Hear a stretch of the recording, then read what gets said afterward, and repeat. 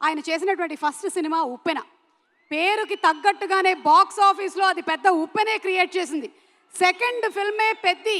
ఇది కూడా చాలా పెద్ద ప్రపంచనాన్ని సృష్టించాలి అని మనస్ఫూర్తిగా కోరుకుంటూ మొదటి సినిమా నుంచి రెండో సినిమాకి క్యూట్నెస్ని మరింత పెంచిన మా డైరెక్టర్ బుచ్చిబాబు గారిని సాదరంగా వేదికపైకి ఆహ్వానించేస్తున్నాము. సినిమా 2 రోజుల్లోనే రిలీజు. చాలా టెన్షన్గా ఉంది, నెర్వస్గా ఉంది. ఇక్కడికి వచ్చిన మంత్రి గారికి, దుర్గేష్ గారికి, ఎంపీ చిన్ని గారికి థ్యాంక్ యూ సార్. మీ సపోర్ట్తో చాలా గ్రాండ్గా జరుగుతుంది function. Thank you sir, thank you so much. నా చేతులు కాళ్ళు వణుకుతున్నాయి, నిజంగా చెప్తున్నా. మాట్లాడేసిందంతా పెద్దోళ్ళు మాట్లాడేశారు. కానీ చెప్తా, 5 సంవత్సరాల తర్వాత, ఉప్పెన తర్వాత 5 సంవత్సరాల తర్వాత మళ్ళీ ఇంకో సినిమా చేశాను నేను. ఉప్పెనకి నేషనల్ అవార్డు వచ్చింది. చాలా డబ్బులు వచ్చాయి ప్రొడ్యూసర్ గారికి, నాకు కూడా. ఇన్ని సంవత్సరాల టైం ఎందుకు తీసుకున్నావురా అంటే అది ఓన్లీ పెద్ద సినిమా కోసం తీసుకున్నా. ఇక్కడే ఉప్పెన టైంలో నాకు విజయవాడలో చాలా మంచి అనుబంధం ఉంది. ఒక్క నిమిషం మాట్లాడేస్తాం, ఫటఫట్లాడతా. చరణ్ సార్ వచ్చేస్తారు నెక్స్ట్.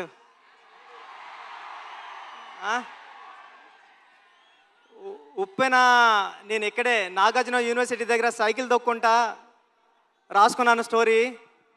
నేను ఫాదర్ అవుతున్నానని డాక్టర్ గారు చెప్పింది కూడా విజయవాడలోనే. ఆ దుర్గామాత బ్లెస్సింగ్స్ నాకు ఎప్పుడూ ఉంటాయని కోరుకుంటున్నాను. చరణ్ సార్, నేను ఉప్పెన అయిపోయిన తర్వాత ఎవరితో సినిమా చేయాలని టెన్షన్లో తిరుగుతూ ఉంటే నన్ను మీ దగ్గరికి తీసుకొచ్చారు మా గురువుగారు సుకుమార్ గారు. థ్యాంక్ యూ సుక్కు సార్, నన్ను చరణ్ సార్ దగ్గర కూర్చోబెట్టినందుకు తీసుకెళ్ళి. అంటే నాకు ఉప్పెన మెగాస్టార్ చిరంజీవి గారు ఇస్తే పెద్ది రామ్ చరణ్ గారు ఇచ్చారు. నేను చరణ్ సార్కి స్టోరీ చెప్పాను, దేవుణ్ణి మొక్కుని వెళ్ళాను.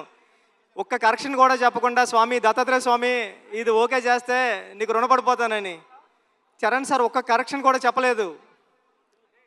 పెద్ది అంటే ఒక కమర్షియల్ ఫిల్మ్లా కనిపిస్తుంది మీకు, కానీ ఇది కమర్షియల్ ఫిల్మ్ కాదు. చాలా కమర్షియల్ ఫిల్మ్గా ఉంటూ ఒక ఎమోషనల్ డ్రామా ఇది. ఒక ఆటగాడి జర్నీ. అంటే ఆట అంటే ఇన్నాళ్ళు ఆట అంటే ఆగతాయితనంగా ఉంటుంది, కానీ ఆట ఏం తీసుకొస్తుంది ఒక మనిషికి? తన ఐడెంటిటీ తీసుకొస్తుంది, తన గౌరవం తీసుకొస్తుంది, తన చుట్టూ ఉన్న మనుషుల్ని కూడా మారుస్తుందని చెప్పే కథ పెద్ది. అంటే పెద్ది అంటే అలలా ఎగసపడిన మనిషి కథ కాదు, పడినా లేచిన మనిషి కథ పెద్ది. టెన్షన్గా ఉంది. చరణ్ సార్, అంటే ఈ జర్నీలో మీతో గడిపిన రోజులన్నీ నాకు గుర్తున్నాయి. షూటింగ్ డేస్ నుంచి మీరు ఎక్కడున్నాడో కూడా కనిపిస్తలేదు నాకు. షూటింగ్లో నేను కొత్త, అంటే సెకండ్ ఫిల్మ్కే ఒక స్టార్ హీరో డైరెక్టర్ నమ్మివ్వడం అంటే మామూలు విషయం కాదండి. ఉప్పెన అయిపోయిన తర్వాత, చాలా హిట్ అయిపోయిన తర్వాత చాలామంది అసిస్టెంట్ డైరెక్టర్స్ హైదరాబాద్లో కనిపించినప్పుడు కానీ కాల్ చేసి నాకు మాట్లాడారు, అన్న ఇంటికి వెళ్ళిపోతారనుకుంటే మా అమ్మ మా నాన్న ఇంకొక 2-3 సంవత్సరాలు ట్రై చేయరా, బుచ్చిబాబు లాంటి ఓడే డైరెక్టర్ అయ్యారంటే మీరు అవుతారని. అలాగా అంటే ఒక రెండో సినిమా డైరెక్టర్కి ఒక పెద్ద సినిమా స్టార్ డైరెక్టర్ సినిమా ఇవ్వడం అంటే మామూలు విషయం కాదు సార్. నన్ను నమ్మారు, నా కథను నమ్మారు. అంటే ఒక నిజాయితీగా ఒక కథ రాస్తే, పెద్ద కథ ఒక దర్శకుడు రాస్తే, ఒక నిజాయితీ గల హీరో ఆ కథను నమ్మి చేస్తే ఏంటి అన్నది పెద్ద తెలుస్తుందండి. పెద్ద నేను రోజు చూస్తున్నా, ఇప్పటికి నేను 50 టైమ్స్ నుండి 100 టైమ్స్ చూసా. పెద్ద చూసిన ప్రతిసారి సెకండ్ హాఫ్లో లాస్ట్ 40-50 నిమిషాలు నేను ఎమోషనల్ అయిపోతా, నా కళ్ళంటే నీళ్ళు వస్తాయి. సేమ్ టైము నా చుట్టుపక్కల చూసిన వాళ్ళు కూడా అదే చెప్తున్నారు. వాళ్ళు చాలా ఎక్కువ చెప్పారు, నేను చెప్తే బాగోదని చెప్తలేదు. చాలా మంచి సినిమా తీసావురా, చాలా బాగుంటుంది సినిమా, అందరూ చూస్తారు అని చెప్తున్నారండి. ఈ సినిమా జూన్ 4th రిలీజ్ అవుతుంది. ఫ్యామిలీస్తో వెళ్ళండి, మీ కిడ్స్ని తీసుకుని వెళ్ళండి. అంటే పెద్ద అంటే ఒక ఆటంకం వస్తే ఆగిపోయే ఒక కుర్రోడి కథ కాదు, ఎన్ని ఆటంకాలు వచ్చినా ముందుకు సాగే కుర్రోడి కథ. నేను 9th క్లాస్లో ఉన్నప్పుడు చదువుకున్నా, పట్టుదల ఉంటే సాధించలేనిది లేదని. 10th క్లాస్ నాన్ డీటెయిల్లో ఉండేది. అలాగ పట్టుదల ఉంటే ఏమి సాధించవచ్చు అంటే చాలా ఇన్స్పిరేషనల్ స్టోరీ పెద్ద జర్నీ. పెద్దిగాడికి విజయం చాలా ఈజీగా దక్కలేదు, చాలా స్ట్రగుల్తోనే విజయం సాధించాడు పెద్దిగాడు.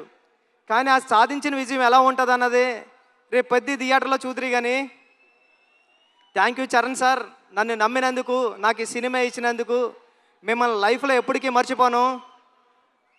మీకు రుణపడి ఉంటా సార్ ఎప్పటికీ. Thank you sir, thank you. Janhvi madam, thank you. ఈ సినిమాకి మేమందరం మట్టిలో రస్టిక్గా ఉంటే మీరు తీసుకొచ్చి కలర్ యాడ్ చేశారు. మీ మదర్కి మేమందరం పెద్ద ఫ్యాన్స్. మీ పర్ఫార్మెన్స్ ఎలా ఉంటుందంటే ఒక్కొక్క సీన్లోని ఒక మగరాయిల్లాగా ఉంటుంది, ఒక హీరోయిజం ఉంటుంది మీ పర్ఫార్మెన్స్లో. ఈ సినిమాలో చాలా మంచిగా యాక్ట్ చేశారు. ఈ అచ్చియమ్మ క్యారెక్టర్ని కూడా మర్చిపోవడం అంత ఈజీ కాదు. క్లైమాక్స్లో మీరు చేసే ఆ పెర్ఫార్మెన్స్ కానీ అన్నీ. Satish sir, thank you so much. ఇంత పెద్ద సినిమాని నమ్మి ఏ రోజు ఒక మాట అనకుండా నన్ను ఒరే నువ్వు చేసుకోపో అన్నారు. ఇది 350 కోట్లు ఎంత అయింది, నాకు 25 కోట్లతో తీసా పెద్ద సినిమా. రవి గారు గట్ట ఉన్నారు, కానీ ఇప్పుడు ఇంత బడ్జెట్ సినిమా నాకు ఇచ్చారు. నేను జాగ్రత్తగానే చేశానని నమ్ముతున్నా, ఎందుకంటే మీరు ఎప్పుడు నవ్వుతానే స్మైల్తోనే ఉన్నారు. Thank you sir, thank you so much. Jagapathi Babu గారు, అంటే హీరో గారిలో రామ్ చరణ్ గారిని ఎలాగా నమ్ముతారో దీంట్లో అప్పల సూర్య అనే క్యారెక్టర్ ఉంటుంది. అది చాలా చాలా మంచి క్యారెక్టర్ అండి. అప్పల సూరి ఫస్ట్ హాఫ్లో అప్పల సూరిని హీరో గారిని ఎంత బరువైన హృదయంతో మోస్తారో అప్పల సూరి క్యారెక్టర్ని కూడా అంతే బరువైన హృదయంతో మోస్తారు. అప్పల సూరి సీన్స్ వచ్చినప్పుడు మీ కళ్ళంటే నీళ్ళు తిరగకపోతే నా పేరు బుచ్చిబాబు సానాయ్ కాదు. దివ్యంద్ గారు, love you so much brother. మీ మిర్జాపూర్ సినిమాకి నేను పెద్ద ఫ్యాన్. మీరు రైల్వే మ్యాన్ కానీ అని. Thank you so much sir. మీరు దీంట్లో పెద్దలో పార్ట్ అయినందుకు, ఆన్ బోర్డ్ అయినందుకు thank you so much sir. మీరు చాలా super actor. Love you sir. Randy sir, ఈ విజువల్స్ అందరూ చెప్తున్నారు. చెన్నైలో నేనుండి రెహమాన్ గారి దగ్గర ఉండి చేసినప్పుడు చెప్తున్నారు అందరూ, రాండీ గారు చాలా బాగా తీశారా, పిక్చర్ అదిరిపోయింది అని. Thank you sir. నేను రాసుకున్న 10 అక్షరానికి ప్రాణం పోశారు. చరణ్ సార్ పర్ఫార్మెన్స్ అంతే నెక్స్ట్ లెవెల్లో చూపించారు. మీరు పెట్టే బ్లాగులు ఎంత బాగున్నాయంటే అది రేపు పొద్దున్న సినిమాలో ఆడియన్స్ అందరూ విట్నెస్ చేయాలని కోరుకుంటున్నా సార్. సార్ అవినాష్ కోలా గారు, థ్యాంక్ యూ. చాలా సెట్లు వేశారు, ఒక 20 సెట్లు వేశారు. వేసి చాలా మంచిగా న్యాచురల్గా తీశారు అవినాష్ కోలా గారు. ఆర్ట్ డైరెక్టర్ అవినాష్ కోలా గారికి థ్యాంక్ యూ.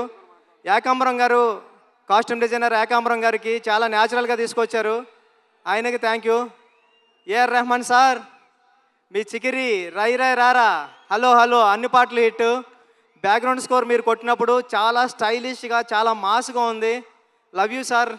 ఈ సినిమాకి మీరు మ్యూజిక్ డైరెక్టర్గా చేయడం అన్నది నా చిరకాల వాంఛ కోరిక, అది తీర్చారు. Thank you sir. Thank you so much. Charan sir, మళ్ళీ once again love you sir. మీరు లేకపోతే బుచ్చిబాబు లేడంతే. పెద్ద మీరు నాకు ఇచ్చారు. లైఫ్లో ఎప్పటికంటే నేను మాట్లాడలేకపోతున్నాను, నా చేతులు తిమ్మిరెక్కుతున్నాయి సార్. అంటే నర్వస్గా ఉంది. జూన్ 4th ఈ సినిమా వస్తుంది. మీ ఫ్యామిలీతో వెళ్ళండి, మీ కిడ్స్ని తీసుకెళ్ళండి, చాలా బాగుంటుంది. చాలా ఎమోషనల్ అవుతారు, చాలా ప్రేమిస్తారు. పెద్దిని ప్రేమిస్తారు, పెద్దిని లవ్ చేస్తారు, పెద్దితో ఆడతారు, పెద్దితో పాడతారు. పెద్ది మీ ఇంటికి వస్తాడు, ఒరే భలే చేశాడు రా చరణ్ గారు అని చెప్పుకుంటారు. ఒక సెకండ్ హాఫ్లో 4-5 సీన్లు ఉంటాయండి. చరణ్ సార్ పర్ఫార్మెన్స్ ఎలా ఉంటుందంటే మీ కళ్ళంటే నీళ్ళు రాకుండా ఉండవు. Charan sir, thank you sir. June 4th థియేటర్స్లో కలుద్దాం, ఎమోషన్ అవుదాం. Thank you sir, thank you so much. Thank you sir. Thank you. Buchibabu garu, వెళ్లే ముందు I know you are very emotional already. అయితే వెళ్లే ముందు ఒక క్వశ్చన్. 10 సంవత్సరాల తర్వాత ఈ సినిమా గురించి జనాలు మాట్లాడుకునేటప్పుడు ఏం చెప్తే బాగుంటుంది అని మీరు అనుకుంటున్నారు? ఎలా చెప్పుకుంటారు? 10 సంవత్సరాల తర్వాత ఈ సినిమా గురించి గుర్తించుకోవాలంటే రామ్ చరణ్ అంతే. చరణ్ గారు ఈ సినిమా కథ ఓకే చేయడం అంటే మామూలు ఇష్యూ కాదు. రేపు పొద్దున్న మీరు స్క్రీన్ మీద చూద్దరు కానీ ఇలాంటి కథ ఒక స్టార్ హీరో ఓకే చేస్తాడా అని. స్టార్ హీరో ఎందుకు ఓకే చేశారు?